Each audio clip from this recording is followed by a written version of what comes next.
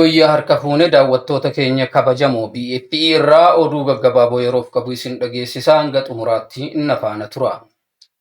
Pireezidantiin Ameerikaa Doonaald Tiraamp biyyi Iraan ilma Alii Kaaminii mo'itabaan gaggeeffamuu hin qabdu. Iraan namoota bilchaatoo hedduu qabdi waan ta'eef uummanni Iraan akka dammaqee bilisummaa isaaf falmatu ni gaafanna. Loltoota finciltootaa kan Iraan keessa sosso'aa turanii fi bulchiinsa Ayatullah Alii Kaaminii mormaa turaniif Iraan irratti akka lola bananiif yaamicha ni goona. Isaan Iraan irratti lola banu taanaan waan barbaachisu hundaan akka bira dhaabannu ni ifoomsa jedhe.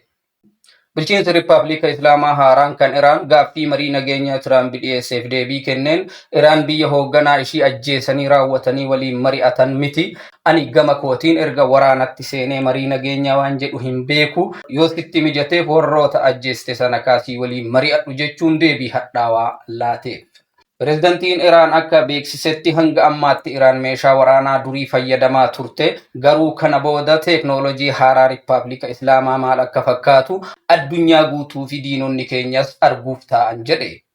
Waraanni Rippaabilika Islaamaa Iraan loltoota Ameerikaa fi Izraa'el kan qilleensa Iraan irratti harcaafamanii fi dooniidhaan gara Iraanitti seenuuf yaalan hedduu to'annoo isaa jala akka oolchee jiru gabaafame. Zatiraayibtu gabaas. Ilmi Ayatullah Alii Kaaminii mo'itaba Alii Kaamen dhaammannaa abbaa kootii tartiiba inni dhaamateen hojii irra nan oolcha jechuun waadaa seene.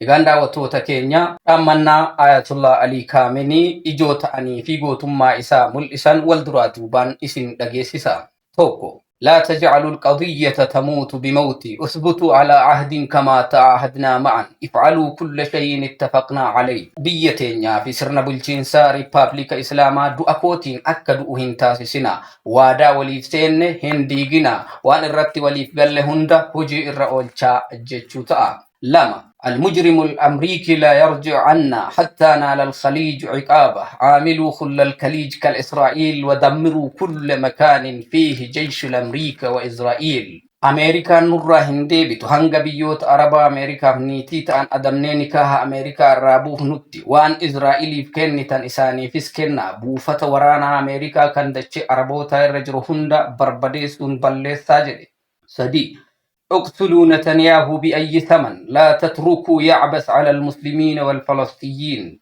نتنياهو أجيسا وريغم إس أجيسو برباتشسو هندا كفلون أجيسا قنكما كإني مسلم توتا في أمة فلسطين الرتج أرانوف حيما هنكننا في جده. أفر علموا شعبنا أن يموتوا شجعانين لكي لا يركعوا للأمريكي والإسرائيل.